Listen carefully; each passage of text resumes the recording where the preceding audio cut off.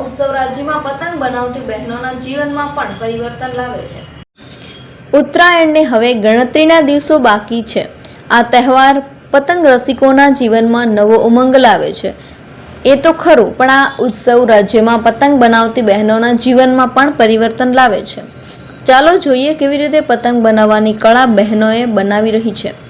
આત્મનિર્ભર ગાંધીનગરના સેક્ટર 12માં 30 જેટલી બહેનો પતંગ બનાવવાની તાલીમ મેળવી રહી છે। આ તાલીમથી તેઓ પતંગના વેચાણના બજારમાં વધુ નફો પ્રાપ્ત કરી શકશે। એક મહિનાની પતંગ બનાવવાની તાલીમ દરમિયાન મહિલાઓને 4500નું સ્ટાઇપેન્ડ આપવામાં આવે છે। વર્ષમાં 90થી વધુ મહિલાઓએ આ તાલીમ પ્રાપ્ત કરી છે। આ ઉપરાંત આર્ટિઝન કાર્ડ ધરાવતા કારીગરને વ્યવસાય શરૂ કરવા આર્થિક સહાય પ્રાપ્ત થાય છે। આમ પતંગ બનાવવાની આ તાલીમથી મહિલાઓ આર્થિક રીતે આત્મનિર્ભર બનવાની દિશા તરફ આગળ વધી શકશે। કહી શકાય કે ઉત્તરાયણ માત્ર એક તહેવાર નથી, પરંતુ કાગળ અને કળાના સંગમથી મહિલાઓના જીવનમાં આવેલા આર્થિક પરિવર્તનનો મહોત્સવ છે।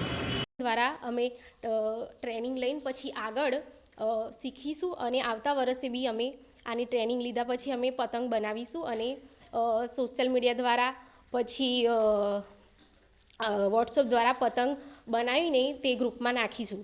તે દ્વારા પછી આપણે તેની વેચાણ કરી શકીશું। પતંગ બનાવવાથી અમને ઘણું બધું જાણવા મળ્યું છે કે કઈ રીતે એના કાગળ બને છે, કેટલામાં આવે છે, એ બધું અમને મેડમે શીખવાડ્યું છે અને પતંગ બનાવે અમને બહુ સરસ લાગ્યું।